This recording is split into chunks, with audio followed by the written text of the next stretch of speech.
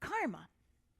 Know that you meet yourself and those eras, physical, mental, or spiritual. Know that you meet yourself. You read enough, Casey, you get kind of tired of hearing that.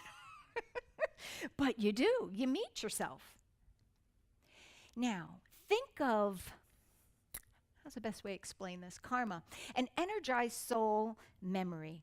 It's almost as if you know, sometimes well, ladies, gents, you probably don't have this. Maybe you carry a backpack or a man bag. But, ladies, sometimes you bring stuff in your pocketbook and you don't even know what's in there, right? You just know when you have it, when you need it. Like today, I said, oh, I need lipstick. And I realized I had the wrong pocketbook. Didn't have that with me. But karma is kind of like all that stuff in your pocketbook. It comes with you. You may not recognize it till you need it. Or until you forgot and something spilt in your purse, you left it in there. So energized soul memory, it has energy. It comes with us. It's soul memory. It comes with us, but we aren't always aware of it all the time. It is not retribution. I promise you, it is not punishment. Let's not look at good karma, bad karma. Let's look at what do I need to learn to grow. Karma will not override your free will. What does that mean? You have a karma eraser. You get the lesson, you learn the lesson, karma erased. You have free will. So you keep getting taken advantage by people, and you say, oh, it's just my karma. That is a load of poo-poo. It is not just your karma. It is the universe saying, did you get it yet? No? Okay. Let's give it to you again. Did you get it this time? No, it's just my karma. Okay. Let's give it to you one more time. The problem is, at first they send you this cute little monkey, this little monkey karma. And then it gets bigger and it's an ape.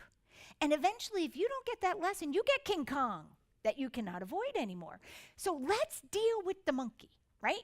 If you start having a struggle, say, what is the lesson here? Not, oh my goodness, I'm being attacked by karma, right? What's the lesson? Because you have free will. Another thing that's different, I've never seen this in any other teachings on karma, is Casey would say, you don't need to work that out with the person the karma was originated with. So I don't want to hear, oh, I have to be in relationship with this person because I was a schmo to them and so I have to be good to them. Casey would say, that's not true. You just need to learn the lesson to not be a schmo. You can do it with whoever you want. Now, remember, I said in the beginning, you don't have to take everything home.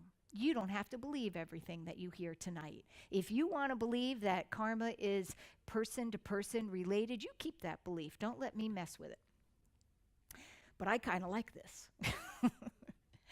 You choose, this is that free will thing, you choose to accent your worst traits and your best traits. We all have good and bad traits, and we choose.